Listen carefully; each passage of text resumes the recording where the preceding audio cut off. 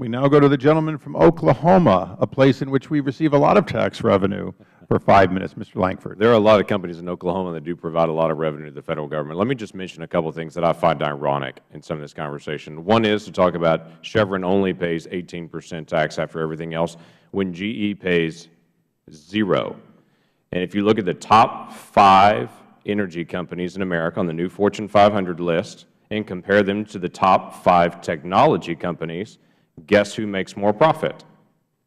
That would be the technology companies, not the energy companies. But I hear scant from anyone saying, we need to go after that Apple, we need to go after Microsoft, we need to go after Intel. They make too much money. Instead, it is a pet project to try to diminish fossil fuels and traditional energy and to go after them. This is not about tax dollars.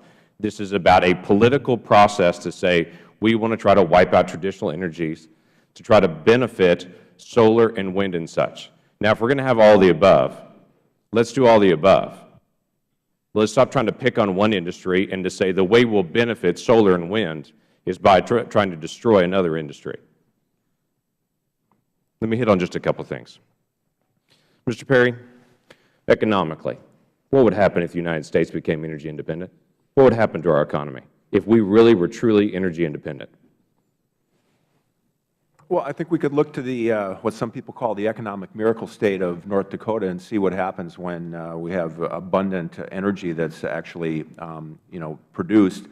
North Dakota has an unemployment rate of 3%. In the heart of the Bakken, Williston, North Dakota, and Williams County have unemployment rates less than 1%. The state has a budget surplus in terms of state income growth, personal income growth. They lead the country in terms of prosperity. So I think in addition to being energy independent, I think producing energy within the United States using the treasures beneath the lands that we have, I think we can look to what's happening in North Dakota and in Pennsylvania and now in Oklahoma and Eagle Ford in Texas and places like that to see the economic stimulus that it would have in addition to helping in terms of energy independence. Right. We are currently on a model that the Federal Government has to fund new energy sources versus what can we do to unleash the energy that we have and unleash our economy. So I am astounded by the fact that if we were to really become energy independent, to really go after the energy that we have, to produce that and to use it ourselves, the job creation, the tax revenue that would be, the lease money that we would acquire from Federal lands and the royalties and such, it is unbelievable the amount of money that is sitting on the sidelines, literally under our feet, that we are restrained from being able to go after on that. Ms. Gama, I want to ask you about this private versus public lands. You've mentioned that a couple of times on it.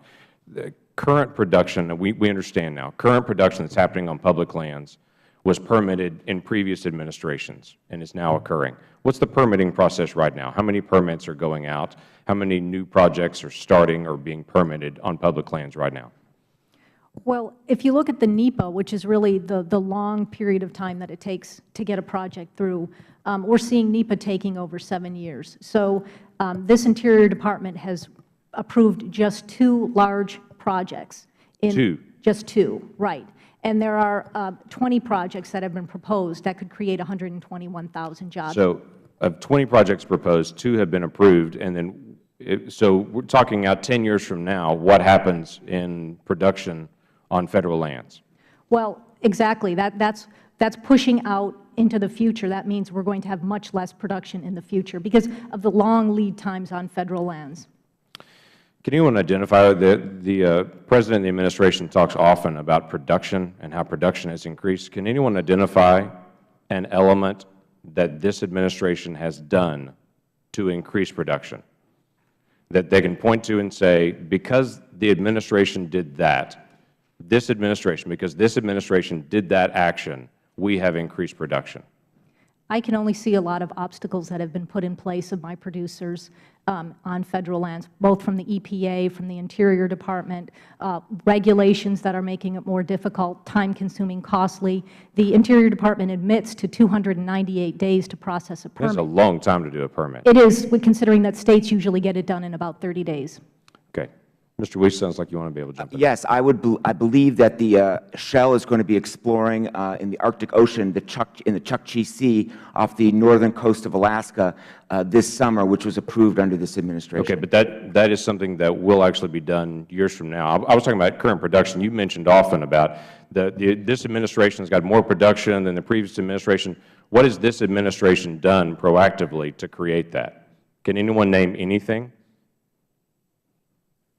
See, this is a product of the actions of previous administration and of the free market and of drilling on private lands. This administration is taking credit for increased production when this administration proactively has done nothing to do that. It is as if the train is moving and they ran and jumped in the engineer's position and said, hey, look, I'm at the front of the train. And I've got to tell you, I'm glad that we are increasing production, but it's always tough for me when someone in politics takes credit for something they didn't do. And for that, I yield back.